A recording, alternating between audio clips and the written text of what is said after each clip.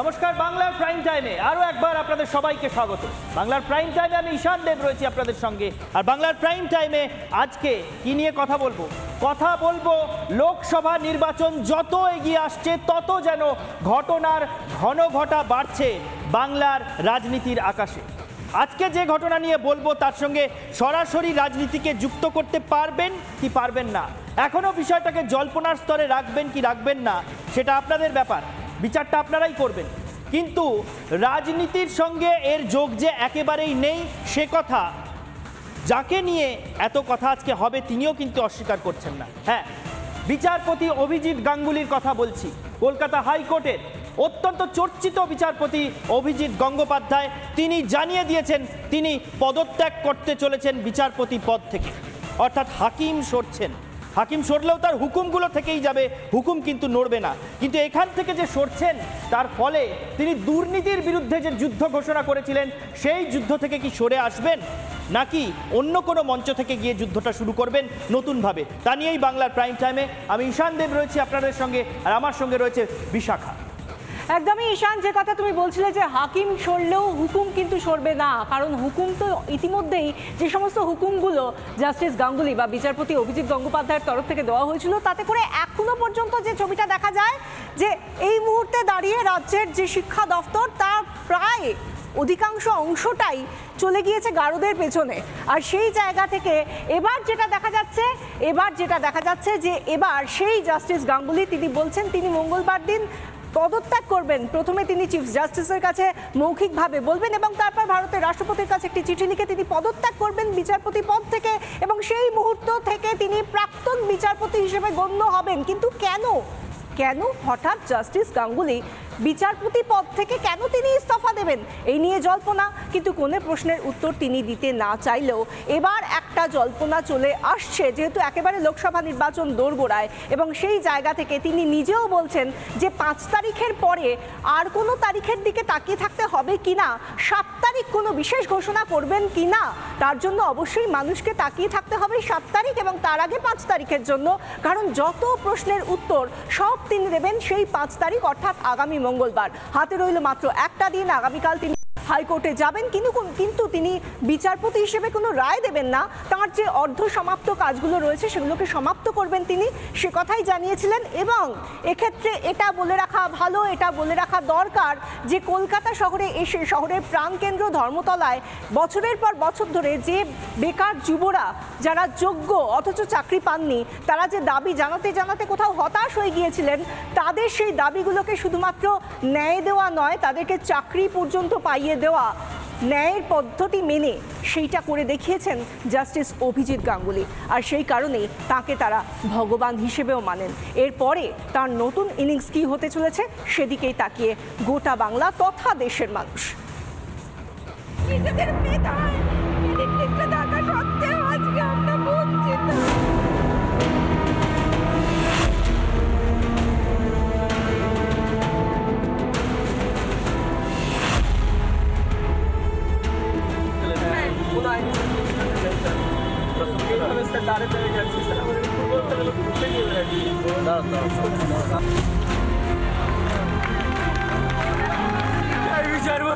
আমাদের রক্ষা করুন, আপনি তো ভগবান। আসলে তো কেউ ভগবান নয়, কেউ তার কাজের মধ্যে দিয়ে হয়তো মানুষের পাশে দাঁড়ান। আমিও চেষ্টা করেছি দাঁড়াতে।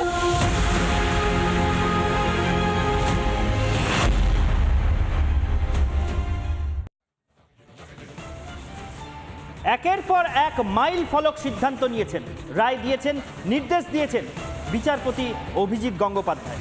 বিশেষ করে পশ্চিমবঙ্গে শিক্ষা দপ্তরের নানা নিয়োগ পরীক্ষা এই সমস্ত কিছুকে কেন্দ্র করে যে দুর্নীতি, সেই দুর্নীতির বিরুদ্ধে বিচারপতি অভিজিৎ গঙ্গোপাধ্যায়ের যুদ্ধ ঘোষণা নিরন্তর চলতে থেকেছে, নিরন্তর। কখনো তার কলমের খোঁচায় রাজ্যের হেভিওয়েট মন্ত্রী গ্রেফতার হয়ে গিয়েছে, কখনো তার কলমের খোঁচায় চাকরি চলে গিয়েছে রাজ্যের কোনো রথী মহারথীর পরিবারের লোক, কখনো দুর্নীতির বিশাল বিপুল অঙ্কের দুর্নীতির পর্দাফাঁস হয়েছে, কখনো স্বজন পোষণের হাঁড়ি হাটের মাঝে ভেঙে দিয়েছেন বিচারপতি অভিজিৎ গঙ্গোপাধ্যায়। একবার আমরা দেখে নেব এই বিচারপতি অভিজিৎ গঙ্গোপাধ্যায়কে সেই যাত্রাপথে কত রকম কিছু কত রকম কিছুর সম্মুখীন হতে হয়েছে। কেউ তাকে আক্রমণ করেছেন, কেউ আশায় বুক বেঁধেছেন অভিজিৎ গঙ্গোপাধ্যায়ের দিকে তাকিয়ে, কেউ আবার তার বাড়ির দরজায় পৌঁছে গিয়েছেন নিজেদের আরতি নিয়ে, আকুতি নিয়ে। এই নানা রকম চড়াই উতরাই পেরিয়ে নানা রকম আবহাওয়ার মুখোমুখি হয়ে আজকে বিচারপতি অভিজিৎ গঙ্গোপাধ্যায় কোনো একটা সন্ধিক্ষণে এসে দাঁড়িয়েছেন। সেই সন্ধিক্ষণে আসার যাত্রাপথটা কেমন ছিল, মাইল ফলকগুলো কেমন ছিল, এক ঝলকে একটু দেখব, কিছু ছবির মাধ্যমে দেখব। আমি পিসিআরকে বলবো সেই ছবিগুলো একটু দেখাতে। এই সেই ছবি দেখুন, বিচারপতি অভিজিৎ গঙ্গোপাধ্যায়, প্রাথমিক এসএসসি সহ একাধিক দুর্নীতির মামলা তার এজলাসে বিচারাধীন থেকেছে দিনের পর দিন। আমরা সেই ছবি বরাবর দেখে এসেছি কলকাতার রাজপথে, মাসের পর মাস, বছরের পর বছর ধরে চাকরি প্রার্থীরা এবং যারা স্বচ্ছ নিয়োগ চান, স্বচ্ছ নিয়োগ, কোনো রকম ফেভার, সরকারের কাছ থেকে কোনো ফেভার চান না, কোনো সুবিধা চান না, শুধু স্বচ্ছ নিয়োগ চান, তারা কিভাবে বছরের পর বছর রাস্তায় শুয়ে থাকতে হয়েছে, হামাগুড়ি দিতে হয়েছে, সেই ছবি। এই ছবিগুলো বছরের পর বছর দেখুন কিভাবে অসহায়ের মতো কাঁদছেন শুধুমাত্র স্বচ্ছ নিয়োগ চেয়ে চাকরি প্রার্থীরা। এই ছবিগুলো কলকাতার রাস্তায় যখন তৈরি হচ্ছিল, এই ছবিগুলো, এই অসহায় কান্না যখন ফুটে উঠছিল এবং আমাদের সংবাদ মাধ্যমের ক্যামেরার মাধ্যমে যা গোটা বাংলার মানুষের সামনে পৌঁছে যাচ্ছিল, তখনও অনেকে ভেবেছিলেন এসব দেখিয়ে বা এসব ছবি তুলে ধরেই বা কী হবে, মানুষ তো অসহায়, এই সরকারের বিরুদ্ধে পদক্ষেপ করার কিছু নেই। কিন্তু বিচারপতি অভিজিৎ গঙ্গোপাধ্যায় বোধহয় একটা নতুন দরজা খুলে দিয়েছিলেন। এরপর পরপর কিন্তু বড় বড় সিদ্ধান্ত হয়েছিল। নিয়োগ দুর্নীতি সংক্রান্ত 10টি মামলায় বিচারপতি অভিজিৎ গঙ্গোপাধ্যায় সিবিআই তদন্তের নির্দেশ দিয়েছিলেন। একটার পর একটা সিবিআই তদন্তের নির্দেশ হয়েছে। বারবার এই রাজ্য সরকারের হাঁটু কাঁপতে থেকেছে। দেখুন, পার্থ চট্টোপাধ্যায় এককালে শিক্ষামন্ত্রী ছিলেন, পরে শিল্পমন্ত্রী ছিলেন। তার জমানায় শিক্ষা দপ্তরে যা কিছু হয়েছে, ভেবেছিলেন নানা রকম বড় বড় কথা বলে, বড় বড় মন্তব্য করে, বাজার গরম করা কথা বলে যে রাজনীতি তারা করতে অভ্যস্ত, সেগুলো চালিয়ে যাবেন এবং তাদের কিছু হবে না। কিন্তু বিচারপতি অভিজিৎ গঙ্গোপাধ্যায় ব্যবস্থাটা করে দিয়েছিলেন পাকাপোক্ত, এখনো পর্যন্ত গারদের ওপারে পার্থ চট্টোপাধ্যায়। শুধু পার্থ চট্টোপাধ্যায় নয়, কল্যাণময় গঙ্গোপাধ্যায়, আমি সেই ছবিটাও মনে করিয়ে দিতে চাই। এই সেই কল্যাণময় গঙ্গোপাধ্যায় যখন জেরার সম্মুখীন হতে যাচ্ছেন, তখনও রিপাবলিকের প্রতিনিধির সঙ্গে দুর্ব্যবহার করছিলেন, তুমুল মেজাজ। এই দেখুন সেই মুখ, দেখুন আঙুল তুলে রিপাবলিকের প্রতিনিধিকে সেদিনও শাসিয়েছিলেন, শেষ রক্ষা করতে পারেননি। মেজাজ দেখিয়ে, শাসকের সঙ্গে থাকার দম্ভ দেখিয়ে কোনোভাবেই তিনি নিজের শেষ রক্ষা করতে পারেননি, তিনিও গ্রেফতার হয়েছেন। গ্রেফতারের তালিকায় শান্তিপ্রসাদ সিনহা, এই সেই শান্তিপ্রসাদ সিনহা, দফায় দফায় জেরা হয়েছিল এই সেই শান্তিপ্রসাদ সিনহার মুখগুলো একবার মনে করিয়ে দিচ্ছি। অভিজিৎ গঙ্গোপাধ্যায়ের কলমের খোঁচায় পরপর কতগুলো মাইল ফলক তৈরি হয়েছে, সেই ছবিগুলো। সুবীরেশ ভট্টাচার্যের ছবিটা আরেকবার দেখাতে বলবো। সুবীরেশ ভট্টাচার্য, উত্তরবঙ্গ বিশ্ববিদ্যালয়ের উপাচার্য সুবীরেশ ভট্টাচার্য, উপাচার্য থাকাকালীন সুবীরেশ ভট্টাচার্য গ্রেফতার হয়ে যান। নজিরবিহীন ঘটনা, নজিরবিহীন। একজন উপাচার্য পদে অধিষ্ঠান করছেন, দুর্নীতির দায়ে সাংঘাতিকভাবে অভিযুক্ত একজন ব্যক্তি, এবং সেই অবস্থায় গ্রেফতার হচ্ছেন। এটা পরেশ অধিকারীকে চিনতে পারছেন নিশ্চয়ই, বাম জমানাতেও বামেদের নেতা ছিলেন, তৃণমূল জমানায় তৃণমূলের নেতা, মন্ত্রী। তার মেয়ে অঙ্কিতা অধিকারীর চাকরি, সেই চাকরি কিভাবে অঙ্কিতা পেয়েছিলেন, কিভাবে নাম্বারের কারসাজি করা হয়েছিল, কিভাবে কাকে আগে ঠেলে দেওয়া হয়েছিল, কাকে পিছনে ঠেলে দেওয়া হয়েছিল, সেই সমস্ত কিছু আপনাদের সামনে প্রকাশ্যে এসেছিল। এবং অঙ্কিতা অধিকারীর চাকরিও যায় অভিজিৎ গঙ্গোপাধ্যায়ের কলমের খোঁচায়। পরপর এইভাবে মাইল ফলক তৈরি করতে করতে এগিয়েছেন অভিজিৎ গঙ্গোপাধ্যায়। সেই জন্য কারুর কাছে তিনি চক্ষুশূল থেকেছেন, কারুর কাছে মনে হয়েছে তিনি বাঘের মতন বিচারপতি, শুধু বিচারপতি হিসেবে না, একেবারে বাঘের মেজাজে তিনি রায় দিচ্ছেন। আবার কেউ আকুল আরতি নিয়ে তার দরজার সামনেও পৌঁছে গিয়েছেন।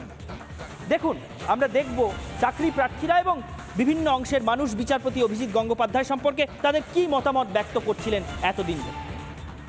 আমাদের কোন আইনি জটিলতা নেই, তাই বিচারপতি আমাদের রক্ষা করুন, আপনি তো ভগবান। কান্নাকাটি করবেন না, কান্নাকাটি করবেন না। আপনাদের যদি হকের পাওনা থাকে আপনাদের কেউ ডিপ্রাইভ করতে পারবেন, আপনারা পাবেনই।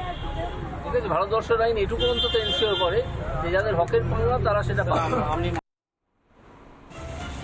দেখলেন বিচারপতি অভিজিৎ গঙ্গোপাধ্যায়ের দরজায় যখন পৌঁছে গিয়েছিলেন অনেক লোকজন এবং তাদের চাকরি কি করে হবে বা তাদের চাকরি কি করে বাঁচানো যাবে এই নিয়ে যখন আকুল আরতি জানাচ্ছিলেন, সেই সময় কিভাবে বিচারপতি গঙ্গোপাধ্যায়ের সঙ্গে তাদের কথোপকথন হচ্ছিল এবং তার বাড়ির সামনে এসে তাদেরকে ওই বিক্ষোভ করতে কে পরামর্শ দিল এই কথাও তিনি জিজ্ঞাসা করছিলেন।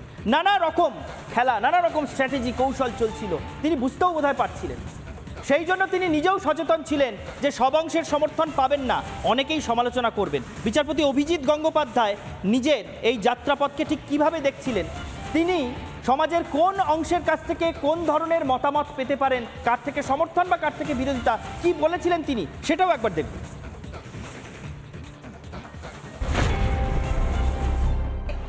কেউ বলবে বা কেউ বলবে ভগবান, কিন্তু এতে তো আমার মুভ ডলে চলবে না। হ্যাঁ, আমাকে আমার কাজটা করে যেতে হবে। কেউ আরো অনেক কিছু বলবে, সে আমি জানি না। হ্যাঁ, মাথা আমি এখনো নত করি না, যাই হোক করিনি। তো আমি মঙ্গলবার আপনাদের সব প্রশ্নের উত্তর দেব। আমরা এই নিয়ে বিস্তারিত আসবো। বিচারপতি অভিজিৎ গঙ্গোপাধ্যায় কি কি মাইল ফলক রায় দিয়েছেন, তাকে তা নিয়ে কি কি সমালোচনা সহ্য করতে হয়েছে এবং ঘটনা প্রবাহ কিভাবে তাকে চড়াই উতরাইয়ের মধ্যে নিয়ে গিয়েছে, চড়াই উতরাইয়ের মধ্যে দিয়ে নিয়ে গিয়েছে, সব নিয়ে বিস্তারিত।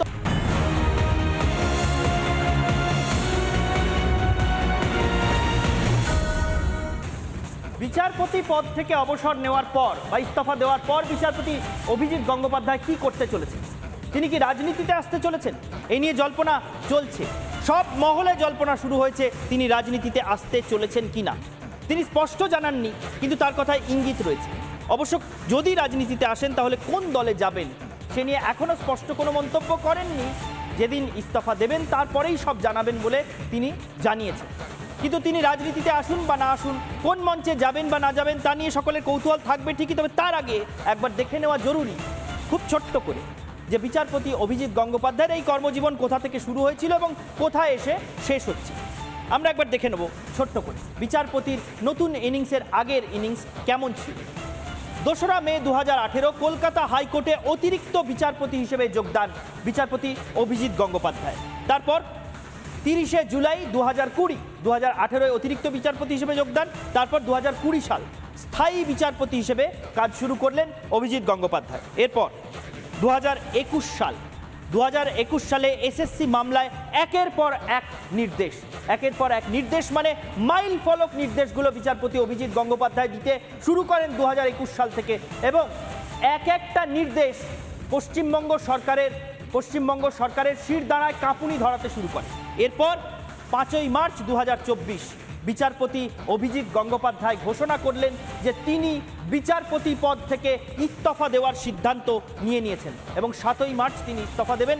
তারপরেই জানাবেন যে পরবর্তী পদক্ষেপ কি হতে চলেছে। বিশাখা, এই নিয়ে কৌতূহল সর্বত্র যে 7ই মার্চ ঠিক কি বলতে চলেছেন বিচারপতি অভিজিৎ গঙ্গোপাধ্যায়। একদমই ঈশান, 7ই মার্চের আগেও 5ই মার্চ কি হতে চলেছে সেদিকে যেরকম নজর থাকছে, আর তার মধ্যে আর একটা বিষয় নজর রাখতে হবে। তুমি যে জার্নিটার কথা বললে, জাস্টিস অভিজিৎ গাঙ্গুলি বা বিচারপতি অভিজিৎ গঙ্গোপাধ্যায়ের যে জার্নিটার কথা বললে, সেখানে এটা খুব পরিষ্কার যে তিনি একেবারে মুখের উপর চামচ নিয়ে এই বিচারপতি পদে তিনি আসেননি। তার যাত্রার পথটাও যথেষ্ট কষ্ট করেই তাকে আসতে হয়েছে। সেই কারণে যে সমস্ত বেকার যুবরা যারা যোগ্য হওয়া সত্ত্বেও তাদের রাস্তায় বসে থাকতে হয় বছরের পর বছর, আশ্বস্ত হয়েছেন বারবার, কিন্তু তারা কখনো শেষ পর্যন্ত বিচারটা পাচ্ছিলেন না। সেই জন্যই হয়তো বিচারপতি গাঙ্গুলি তিনি জানতেন অত্যন্ত দ্রুততার সঙ্গে যারা তাদের চাকরিটা চুরি করেছে তাদেরকে আনতে হবে গারদে, তাদেরকে পুড়তে হবে গারদের পেছনে, রাখতে হবে সেখানে। সেই জন্য তার বেশ কয়েকটা বিষয়, তার বলা কথা, সেগুলোর দিকে আমরা একটু নজর রাখবো। একটার পর একটা কথা বলেছেন যাতে শাসকের রীতিমতো পায়ের তলার জমিটা কেঁপে গিয়েছে। তার ঘনিষ্ঠের বাড়িতে টাকা উদ্ধার হয়েছে। কার না, যার গলার ধরে টেনে আনার কথা বলেছিলাম, তার ঘনিষ্ঠের বাড়ি থেকে টাকা উদ্ধার হয়েছে। প্রথম তার বলা কথা যেটা সত্যি শাসকের পায়ের তলার মাটিটা কাঁপিয়ে দিয়েছিল। এবং তার পাশাপাশি আমরা একবার দেখি ঢাকি সমেত প্যানেলটাই বিসর্জন দিয়ে দেবো। এগুলো প্রত্যেকটা কথা তিনি বলেছেন, যে ধার নিয়ে তিনি বলেছেন সেই ধারটা কোথাও গিয়ে মানুষকে একটা কোথাও গিয়ে আশ্বস্ত দেওয়া হয়েছে, আশ্বস্ত করা হয়েছে, আর শাসককে কোথাও গিয়ে চ্যালেঞ্জের সামনে ফেলে দিয়েছেন। তিনি এরপর কি বলেছেন? তিনি বলেছেন মুড়ি মুড়কির মতো দুর্নীতি হয়েছে, সেই কারণে মুড়ি মুড়কির মতো সিবিআই ইডির বিচারের ইডির নির্দেশ দেওয়া হয়েছে। এর পাশাপাশি তিনি এটাও বলেছেন বহিষ্কার করা হলেও দুর্নীতির বিরুদ্ধে লড়াই চলবে। অর্থাৎ তিনি যে কোনো অবস্থা থেকেই থেমে যাবেন না। তিনি যে স্ট্রাগলটা দেখেছেন, তার সঙ্গে যারা কথা বলেছেন, তারা কোনো রকমভাবেই তিনি যে কখনোই সেই লড়াইটা থামিয়ে দেবেন না দুর্নীতির বিরুদ্ধে, সেটা তিনি বলেছেন। আর আজকে তিনি কি বললেন, যখন তিনি বলছেন যে আগামী মঙ্গলবার তিনি পদত্যাগ করবেন, সেই জায়গা থেকেও তিনি কিভাবে তার শির দ্বারা সোজা রাখার কথা বলছেন, শুনুন।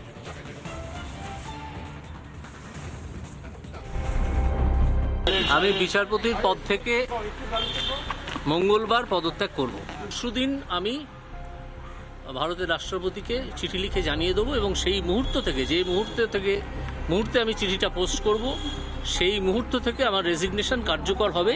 সব প্রশ্নের উত্তর আপনারা দয়া করে প্রশ্নগুলো রিজার্ভ করে রাখুন, সংরক্ষণ করে রাখুন। এসেছিলেন যাদের জন্য আপনি নির্দেশ দিয়েছেন, রায় দিয়েছেন, তাদের জন্য কোনো বাধা দেবেন আজকে? সেই দিন আজকে কিচ্ছু দেবো না, আজকে কেউ বলবে কেউ বলবে ভগবান, কিন্তু এতে তো আমার মুভ ডলে চলবে না। হ্যাঁ, আমাকে আমার কাজটা করে যেতে হবে। কেউ আরো অনেক কিছু বলবে, সে আমি জানি না। হ্যাঁ, মাথা আমি এখনো নত করি না, যাই হোক করিনি। তো আমি মঙ্গলবার আপনাদের সব প্রশ্নের উত্তর দেব।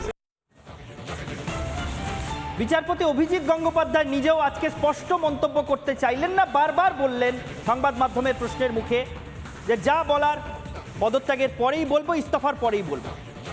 একই রকমভাবে সাবধানী পশ্চিমবঙ্গের বিরোধী দলনেতা শুভেন্দু অধিকারীও সাবধানী মন্তব্য করলেন, এবং বিচারপতির ব্যক্তিগত সিদ্ধান্ত, তিনি কি সিদ্ধান্ত নেবেন তিনিই ঠিক করবেন, এই বলে এড়িয়ে যেতে চাইলেন মন্তব্য। আর স্বাভাবিকভাবেই অবশ্যই শাসক দলের তরফ থেকে, ফিরহাদ হাকিমের তরফ থেকে কটাক্ষ এবং খোঁচা এলো বিচারপতির দিকে। কি বললেন তারা দুজন, পরপর শুনবো। উনি যতক্ষণ না পদত্যাগপত্র দিচ্ছেন, পদত্যাগপত্র রাষ্ট্রপতি গ্রহণ করছেন, ততক্ষণ আমার একজন এক্সিস্টিং বিচারপতি নিয়ে কোনো মন্তব্য করা উচিত। অভিজিৎবাবু পদত্যাগ করলে রাজনীতির মঞ্চে যাবেন, না সামাজিক সংগঠনে থাকবেন, না বই লেখার কাজ করবেন, বা অরাজনৈতিক গণ আন্দোলন গড়ে তুলবেন বাংলাকে বাঁচানোর জন্য, সেটা তার সিদ্ধান্ত। আমাদের দল বারবার করে বলেছেন যে বিচারপতির ওই আসন উনি যেটা অলঙ্কিত করছেন, কিন্তু যে কমেন্টসগুলো করছেন সেগুলো বিচারপতি হয়ে করা উচিত নয়। এবার যদি উনি কোনো রাজনৈতিক দলে যান,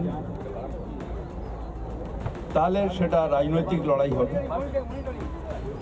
এবং সেটার জন্য তৃণমূল কংগ্রেস প্রস্তুত আছে।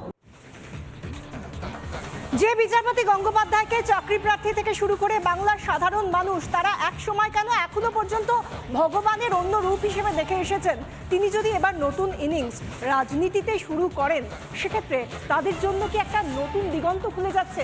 কোথাও গিয়ে কি দুর্নীতির বিরোধিতায় এবার সম্মুখ সমরে শাসকের সঙ্গে নামতে পারবেন জাস্টিস গাঙ্গুলি? ঈশান, এই প্রশ্নটাও তো উঠছে। এই প্রশ্নটা অবশ্যই উঠছে বিশাখা, তার কারণ বিচারপতি অভিজিৎ গঙ্গোপাধ্যায় রাজনীতিতে যাবেন কি যাবেন না, সেই ঘোষণাটা শেষ পর্যন্ত তিনিই করবেন আমরা জানি। কিন্তু যেভাবে তিনি বিচারপতি থাকাকালীন তিনি খুব মসৃণভাবে কাজ করতে পেরেছেন এমনটা আমরা বলতে পারি না। তেমনই এখনো পর্যন্ত এই রাজ্যের বিবদমান বিভিন্ন রাজনৈতিক দল যে ধরনের প্রতিক্রিয়া তার ঘোষণাকে ঘিরে দিতে শুরু করেছে, তাতে তিনি রাজনীতিতে ঢুকলেও তার ইনিংস যে খুব মসৃণ হতে অনেকেই দিতে চাইবেন না, সেটা স্পষ্ট হয়ে যাচ্ছে। বাংলার রাজনীতির পরিস্থিতি, বাংলার রাজনীতির বাঁক অত্যন্ত উৎসাহ ব্যঞ্জক সন্ধিক্ষণে এসে পৌঁছেছে, এবং এই বাঁকের পুঙ্খানুপুঙ্খ সব দিকে আমাদের নজর থাকবে। আজকে বাংলার প্রাইম টাইম শেষ করছি এখানেই। দেখতে থাকুন রিপাবলিক বাংলা।